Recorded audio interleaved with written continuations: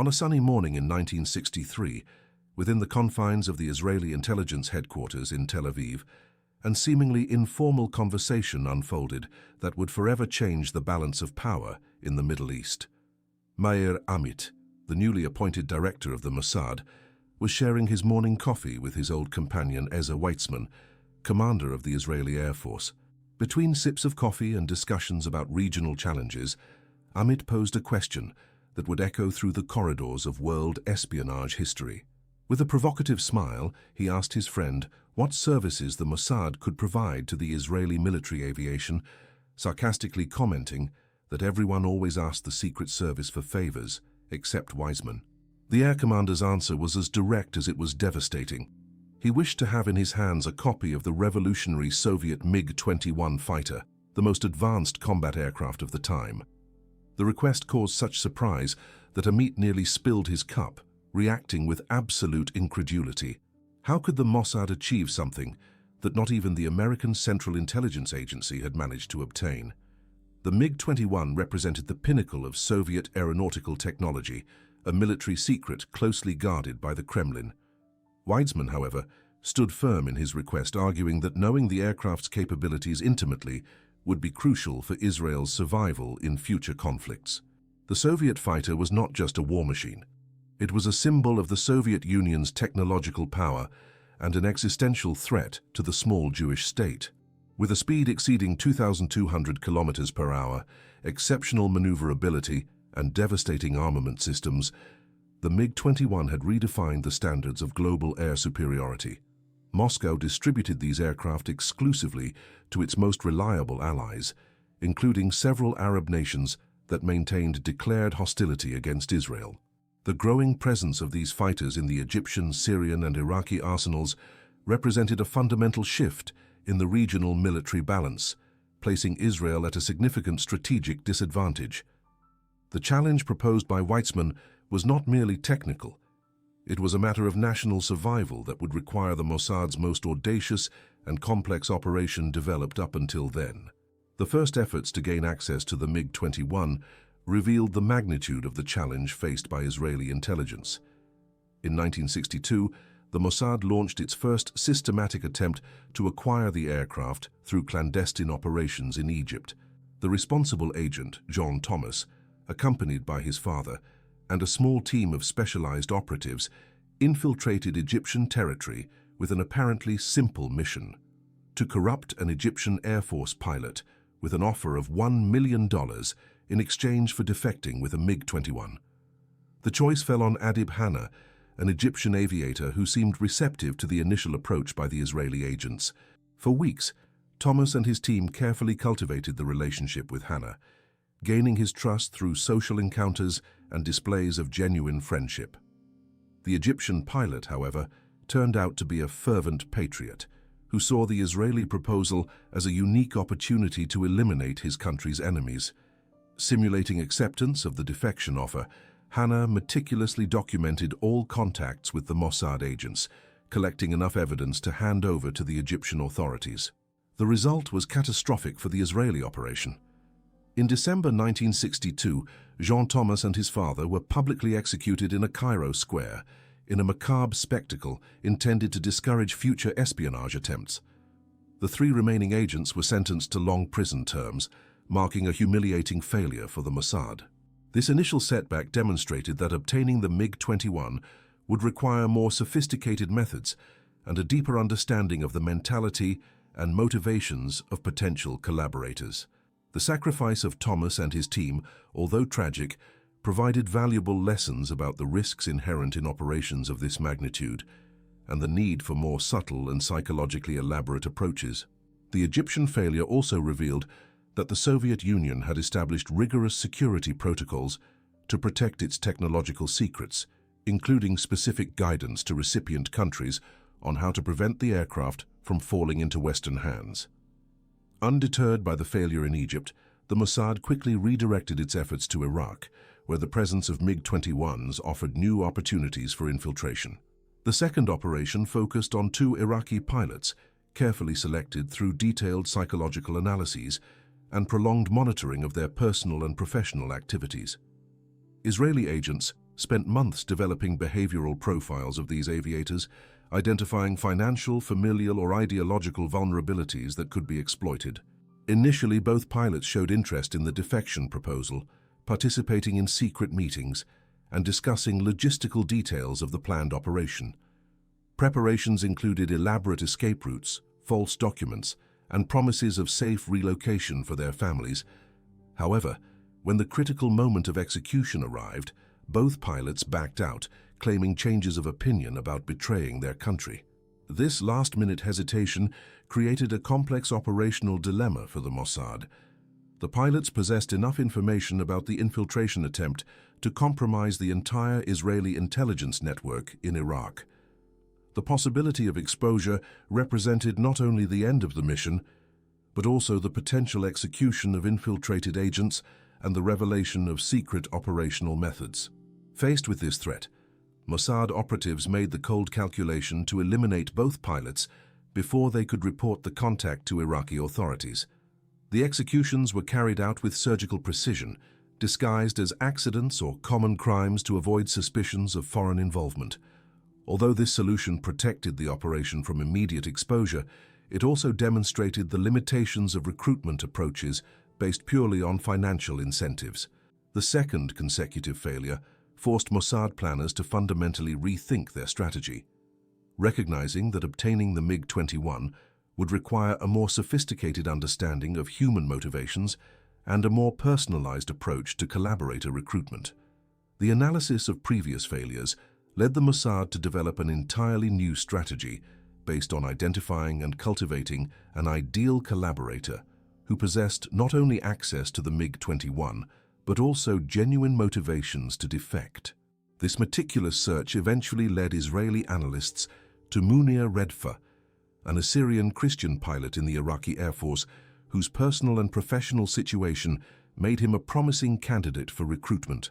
Redfa faced systematic religious and ethnic discrimination in Iraq, where the Assyrian Christian minority suffered increasing pressures from the Sunni Muslim-dominated government. His military career was limited by institutionalized prejudices that prevented Christians from reaching higher command positions, despite his exceptional qualifications as an aviator. More importantly, Redfa had regular access to the MiG-21 as part of his operational duties, flying the aircraft on routine training and patrol missions.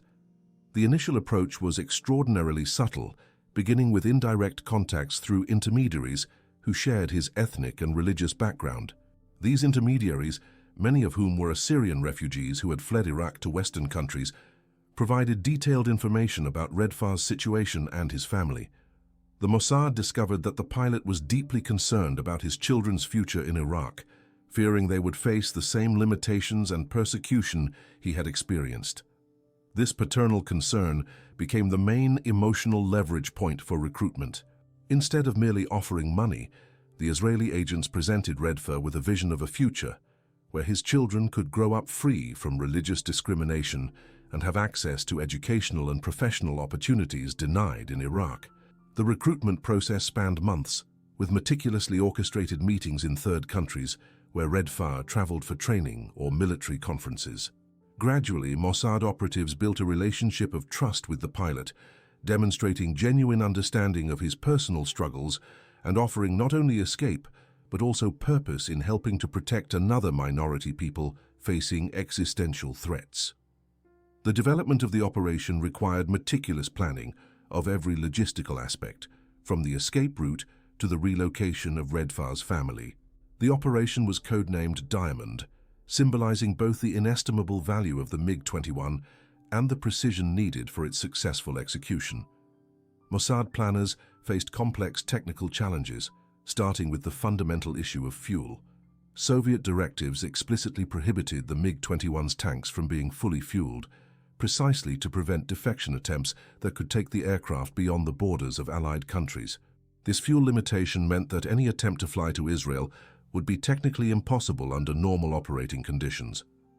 Redfa, however, had observed the growing resentment of the Iraqi ground crew with the Soviet restrictions, which they perceived as insults to their competence and patriotism. Skillfully exploiting this tension, Redfa began a subtle psychological campaign to convince the ground crew to ignore the Soviet directives on fueling. For weeks, he provoked the Iraqi technicians with comments about how they prioritized foreign orders over the safety of national pilots, suggesting that half a tank of fuel put them at unnecessary risk during emergencies. This psychological manipulation proved effective, and the ground crew eventually began fully fueling his aircraft without authorization from Soviet advisors. Simultaneously, the Mossad worked to ensure that Redfa's family could be evacuated from Baghdad before the operation's execution. This evacuation was carried out in stages, with different family members traveling to third countries under various pretexts: medical treatments, family visits, educational opportunities. Each evacuation was carefully spaced out temporally to avoid suspicion, but coordinated to ensure everyone was safe before the day of the operation.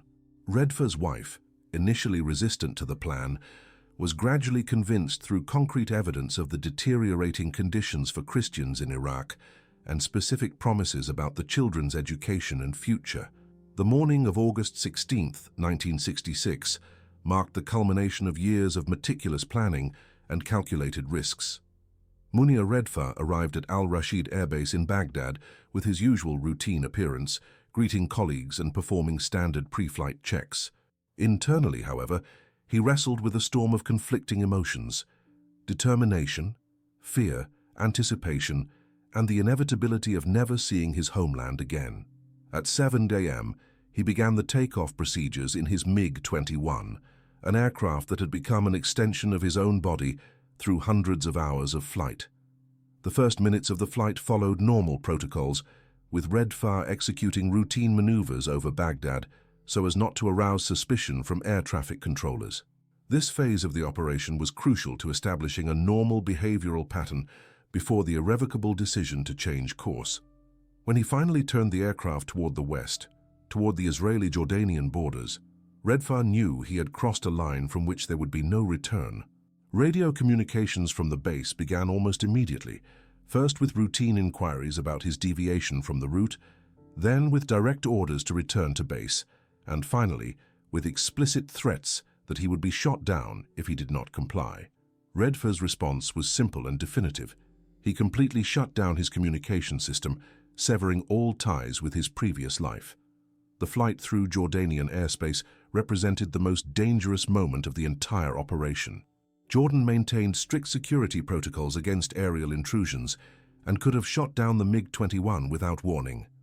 Later intelligence reports suggested that the Mossad had infiltrated Syrian communication systems, sending false messages to Jordanian air traffic control, identifying the aircraft as a Syrian MiG-21 conducting routine training exercises that had strayed across the borders. This carefully crafted disinformation allowed Redfa to traverse Jordanian territory without interception, a testament to the sophistication of the support operation coordinated by the Mossad. After exactly 65 minutes of tense flight, during which every minute could have meant capture or death, Redfa crossed into Israeli airspace at 8 a.m. Israeli Mirage fighters, previously positioned for escort, confirmed the arrival of the valuable cargo and accompanied the MiG-21 to Hatzor Air Base, where a reception team anxiously awaited. The landing marked not only the successful end of Operation Diamond, but the beginning of a new era in Israeli military intelligence and the dynamics of air power in the Middle East. The impossible had become reality through an extraordinary combination of strategic planning, precise execution, and exceptional individual courage. The moment the MiG-21's wheels touched the runway at Hatzor Air Base reverberated like an earthquake through the global intelligence community. For the Israeli military technicians and analysts present, it represented access to decades of Soviet technological development that had remained hermetic to the Western world. The aircraft was not just a war machine. It was a repository of industrial secrets, innovations in aeronautical engineering, and design philosophies that reflected the strategic priorities of the Eastern Bloc. Immediately after landing, a specialized team of aeronautical engineers and armament technicians surrounded the aircraft, beginning an analysis process that would last months and reveal fundamental insights into Soviet military capabilities. Every component of the MiG-21 was meticulously documented, disassembled, and studied, from the propulsion systems to the complex electronic navigation and targeting equipment. The engines revealed advanced combustion technologies that significantly surpassed Western estimates about Soviet energy efficiency. The flight control systems demonstrated a design philosophy that prioritized operational simplicity over electronic sophistication, allowing effective maintenance even in adverse field conditions. This discovery was particularly valuable for understanding how the Soviets intended their allies in the Third World to operate these aircraft without advanced technical infrastructure. The armaments revealed destructive capabilities that exceeded Western intelligence projections, including air-to-air missile systems with superior range and precision to NATO counterparts. Most importantly, the analysis revealed specific vulnerabilities in the electronic systems and flight characteristics that could be exploited in future combat. These vulnerabilities included specific radar frequencies that could be jammed, limitations in high-speed maneuvers that reduced effectiveness in close air combat, and dependencies on ground systems that could be disrupted through electronic warfare. Each discovery was carefully catalogued and integrated into new training protocols for Israeli pilots, who could now practice tactics specifically developed to neutralize the MiG-21's advantages. The strategic importance of these discoveries extended far beyond Israeli borders, as they represented the Western world's first opportunity to intimately understand one of the Cold War's most advanced weapons. The success of Operation Diamond immediately generated intense interest from Israel's Western allies, particularly the United States, which recognized the invaluable worth of access to the MiG-21 for its own military intelligence needs. The American administration had invested considerable resources in failed attempts to gain access to this aircraft through diplomatic channels and its own intelligence operations. The CIA's systematic failure to penetrate the Soviet security networks related to the MiG-21 had frustrated American military planners who recognized the aircraft's technical superiority over many contemporary Western fighters. When Israel demonstrated its willingness to share access to the captured MiG-21, American negotiators promptly offered significant compensation in exchange for this unique opportunity. The negotiations resulted in a complex agreement that exemplified the transactional nature of intelligence relations during the Cold War. Israel requested access to American technologies related to the Soviet SAM-2 surface-to-air missiles, which represented a growing threat to Israeli aerial operations in the region. These air defense systems had been widely deployed by Soviet allies in the Middle East and represented a specific technological challenge that Israel needed to understand to maintain air superiority in future conflicts. The United States, in turn, possessed detailed intelligence about these systems through its own information-gathering operations, but had guarded this information as highly classified secrets. The perceived value of access to the MiG-21 was so high that the Americans agreed to share their most sensitive technical files on the SAM-2 missiles, including engineering specifications, operational vulnerabilities, and electronic countermeasures. This exchange of information established a precedent for intelligence cooperation between Israel and the United States that would continue to evolve over the following decades. American test pilots were discreetly transported to Israel, where they conducted extensive flights in the captured MiG-21, collecting performance data that would inform the development of tactics and technologies for the entire American Air Force. These test flights revealed specific flight characteristics that had remained unknown to Western planners, including limitations at high altitude, vulnerabilities during specific maneuvers, and peculiarities of the control systems that could be exploited tactically. The implications of Operation Diamond extended far beyond technical analysis, fundamentally influencing Israeli military strategies for future conflicts in the Middle East. The detailed knowledge of the MiG-21's capabilities and limitations allowed Israeli military planners to develop specific tactics to neutralize the air advantage this aircraft provided to the Arab armies. This tactical advantage would be tested decisively during the Six-Day War in 1967, when Israel faced Arab coalitions equipped with hundreds of MiG-21s supplied by the Soviet Union. The prior knowledge obtained through Operation Diamond enabled the Israeli Air Force to execute devastatingly effective preemptive strikes against Arab air bases, neutralizing the MiG-21 threat before it could be fully mobilized. During the first days of the conflict, Israeli pilots demonstrated remarkable tactical superiority in air combat against MiG-21s, shooting down multiple enemy aircraft without significant losses of their own. This exceptional performance resulted directly from specialized training based on detailed knowledge of the Soviet aircraft's specific vulnerabilities. Israeli pilots knew exactly which maneuvers would exploit the MiG-21's limitations, which angles of approach would maximize their chances of success, and how to utilize the superior characteristics of their own fighters to compensate for any Soviet technological advantage. The results were statistically impressive. Israel shot down dozens of Arab MiG-21s while losing a minimal number of its own aircraft. This decisive air superiority was fundamental to overall Israeli military success during the war, allowing effective air support for ground operations and establishing air dominance that would last for decades. Israel's military victory in 1967 was attributed to multiple factors, but the air superiority achieved through prior knowledge of the MiG-21 was recognized as a crucial element that allowed a small country to defeat numerically superior enemy coalitions. The success of Operation Diamond thus proved that investments in strategic intelligence could yield disproportionate military advantages that transcended traditional numerical or geographical limitations. The personal impact of Operation Diamond on Munir Redfa revealed the human complexities inherent in high-stakes intelligence operations, demonstrating that even monumental strategic successes can require devastating personal sacrifices from the individuals involved. Redfa's arrival in Israel was initially marked by celebrations and official recognition, with Israeli authorities organizing public ceremonies to honor his courage and contribution to national security. During carefully orchestrated press conferences, Redfa spoke eloquently about the persecutions faced by Christian and Kurdish minorities in Iraq, providing political legitimacy for his decision to defect and offering moral justification for the Israeli operation. These public appearances were strategically important for Israel, which faced international criticism about questionable intelligence methods and needed to demonstrate that the operation had been conducted ethically through the voluntary recruitment of a genuinely motivated collaborator. However, the public celebrations masked deep psychological struggles that Redfa faced during his adaptation to life in Israel.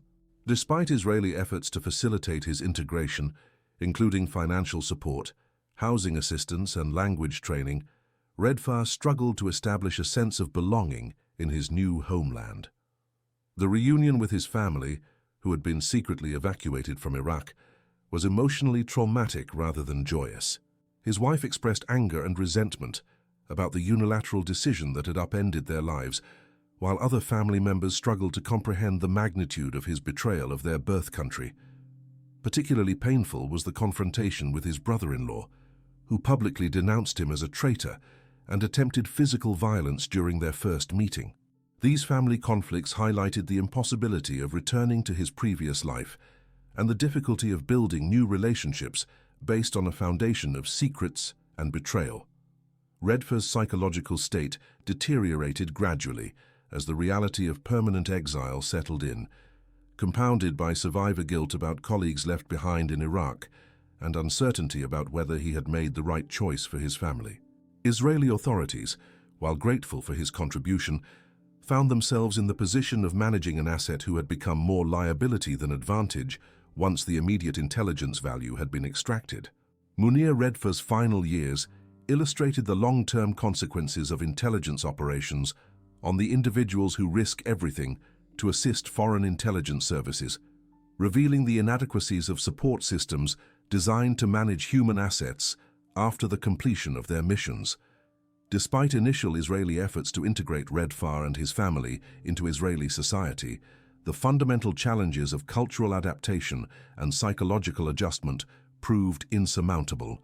Redfa's military background and aviator skills, while valuable during the operation, offered limited transferability to civilian employment in a foreign country. Language barriers, professional licensing issues, and a general sense of displacement created ongoing frustration that affected his ability to build a stable new life. After 3 years of unsuccessful attempts to establish himself in Israel, Redfa and his family agreed to relocate to a Western country under assumed identities provided by Israeli intelligence. This second relocation was intended to offer greater anonymity and reduced security risks, while providing access to broader economic opportunities that might facilitate successful integration. However, the move merely compounded Redfa's sense of permanent displacement, as he found himself living under a false identity in a culture even more foreign than Israel had been. The psychological toll of maintaining a fabricated personal history, combined with lingering guilt about his betrayal of Iraq and ongoing worry about potential retaliation against relatives still living in the Middle East, created chronic stress that affected his physical health. Friends and associates who knew him during this period described a man struggling with depression, anxiety, and a profound sense of purposelessness that contrasted sharply with the confident military pilot he had once been. In August 1988, Munir Redfa suffered a fatal heart attack, dying in exile at age 54. His death marked a melancholy end for a man whose courage had contributed significantly to Israeli security, but who had never found peace or fulfillment in his post-operation life. Israeli authorities organized a memorial service to honor his contribution, recognizing that his sacrifice had extended far beyond the single act of flying the MiG-21 to Israel. Today, the MiG-21 aviator from Iraq remains on display at the Israeli Air Force Museum at Hatzarim, serving as a silent testament to both the strategic success of Operation Diamond and the personal tragedy of Munir Redfa, a man who gave up everything to assist a foreign nation's intelligence requirements, but who ultimately paid the ultimate price for his decision to cross geopolitical boundaries in pursuit of a better life for his family.